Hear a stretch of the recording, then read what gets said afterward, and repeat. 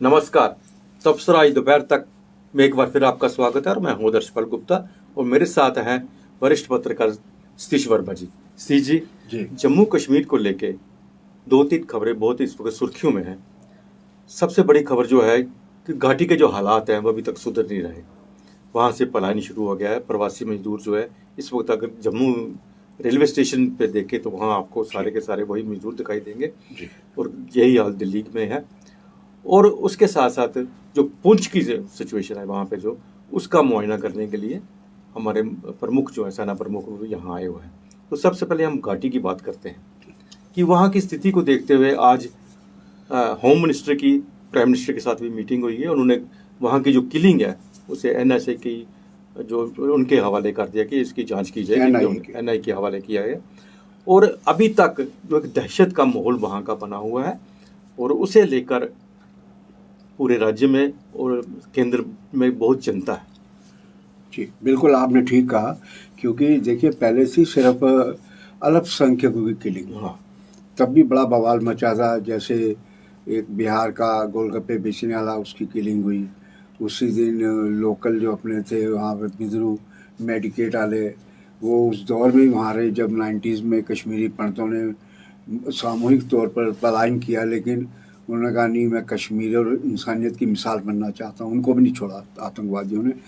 और अब ये जो प्रवासी मजदूरों का मसला बना है, ये भी बड़ा एक चुनौतीपूर्ण है सुरक्षा एजेंसियों के लिए।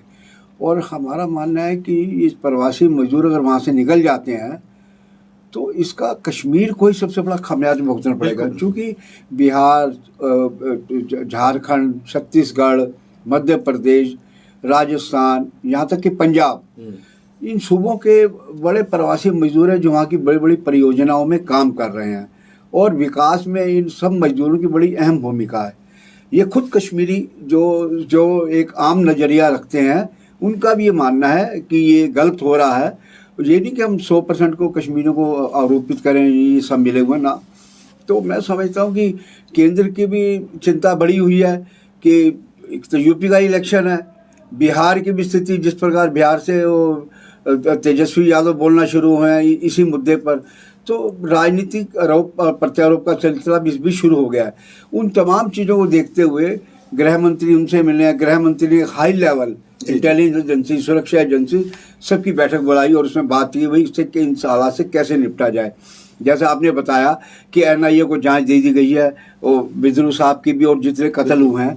तो एजेंसियों के लिए भी चुनौती है और सरकार के लिए भी। और सबसे बड़ी बात है कि कल ही का उसका बयान, उनका बयान है जो हमारे यहाँ गवर्नर रहे अपना सतपाल मलिक जी। सतपाल मलिक जी ने एक बड़ी क्रिटिकल बात कही है, चुनौतीपूर्ण वाली बात कही है।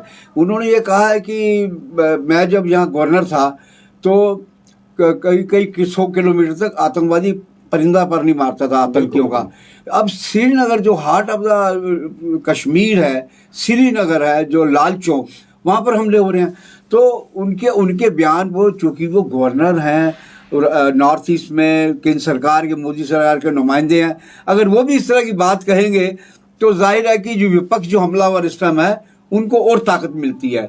तो कुल मिलाकर देखा जाए ये चुनौती है, इससे निपटना पड़ेगा। चूँकि कश्मीर को ये भी पता है कि ये किलिंग होती रही तो जो टूरिज्म में एक उछाल आ रहा था वो सब खत्म हो जाएगा, मेरा मानना है। बिल्कुल सही कहा आपने, बिल्कुल सही कहा कि सभी कश्मीरी एक जैसे नहीं है। जैसे प्रवासी मजदूर यहाँ पे आए हैं, उनसे बातचीत हुई, उन्होंने कहा कि हमारे जो मालिक है जहाँ हम काम करते हैं, उन्होंने हमारा हिसाब करके उन्होंने कहा कि आप इस वक्त चले जाओ यहाँ से, हालात ठीक नहीं है। उन्होंने पैसे से मदद की है, पैसे से मदद की है, उनको ट्रांसपोर्ट का इनका इंतजाम किया, उनको वहां से बाहर निकाल रहे हैं ताकि किसी किस्म का कोई हादसा ना हो। बिल्कुल। सी जी, दूसरी बड़ी खबर है जो अभी तक पुंछ में जो हमारे बहुत से जवान शहीद हो गए हैं और वहाँ अभी तक उनके साथ मुठभेड़ चल रही है, कुछ पता तो चल नहीं रहा।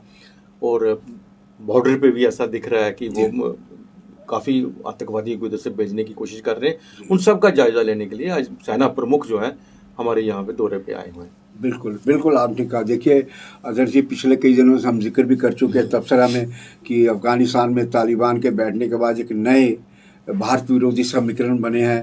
चीन, पाकिस्तान तो पहले था, चीन भी था और तालिबान में मिक्स हो गया।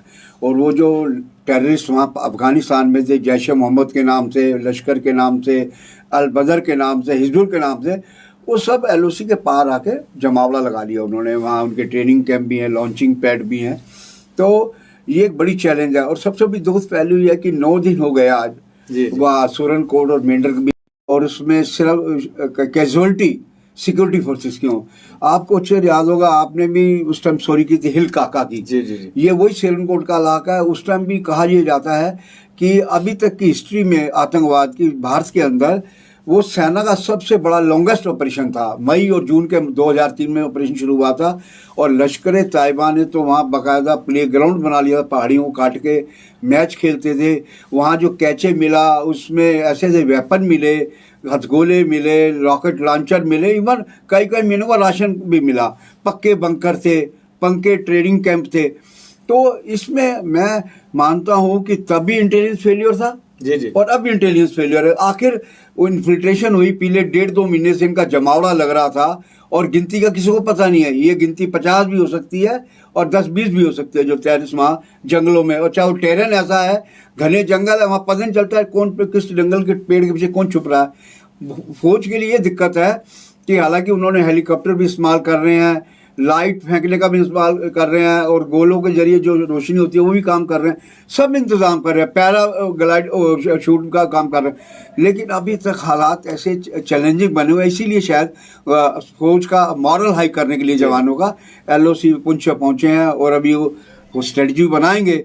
क्योंकि ऐसा तो है नहीं, हमारी भारतीय फौज जो है दुनिया भर में दम रखने वाली फौज मानी जाती है। बड़ी बड़ी चैलेंज है, बांग्लादेश भी इसी फौज ने बनाया, पाकिस्तान के 2 टुकड़े किए। तो मैं समझता हूँ ये चुनौतियाँ हमारी को पार लगाना हमारी फौज अच्छी तरह जानती है। मुझे लगता है CG पाकिस्तान की कोशिश है कि सर्दियों में बर्फ गिरने से पहले जितने भी आतंकवादी इधर भेज सकते हैं भेजें। इसीलिए कश्मीर के अंदर माहौल खराब कर रहे हैं ताकि प्रशासन का ध्यान जो है उस तरफ चला जाए। बिल्कुल बिल्कुल, आपने बिल्कुल ये बड़ा अच्छा सवाल किया। चूंकि बर्फबारी जब होती है तो उनके निशानों से पकड़े जाते हैं जी। कि भाई टेररिस्ट आ गए। वो 2 तरफ उलझाना चाहते हैं। एक तरफ पुंछ के नाम पे एनकाउंटर चल रहा है, दूसरी तरफ जो टारगेट किलिंग है। तो वो एक मायने में ISI इतनी खतरनाक स्ट्रेटेजी बुनने के बैठी है कि एक तरफ फौज को इधर इन्वॉल्व करो एनकाउंटर्स में और मैक्सिमम कैजुअलिटी करो, पता ही चले कहाँ छुप के बैठे हैं, और दूसरे वहाँ पर सॉफ्ट टारगेट बनाओ, चाहे वो प्रवासी मजदूर हो या माइनॉरिटी के लोग हों, लोकल हों, बाहर के हों, उनके लिए उनको कोई मायने नहीं है। उनका मायने ये है कि हम ऐसी किलिंग करें जिससे कि मीडिया में सुर्खी बने। और ये हमारी बदकिस्मती समझ लीजिए कि नेशनल मीडिया जो अपनी जिम्मेदारी की जो भूमिका निभानी चाहिए वो हमें नहीं लगता कि उस प्रकार की जिम्मेदारी हमारा। वो अपने तरीके से अपनी TRP खड़ी करने के लिए जो मन में आता है वो पर उससे ज़्यादा चैनल पे बैठ के। तो ये था तबसरा दोपहर तक का। बाकी दिन भर की खबरों के लिए देखते रहे PP न्यूज़ लाइव। नमस्कार।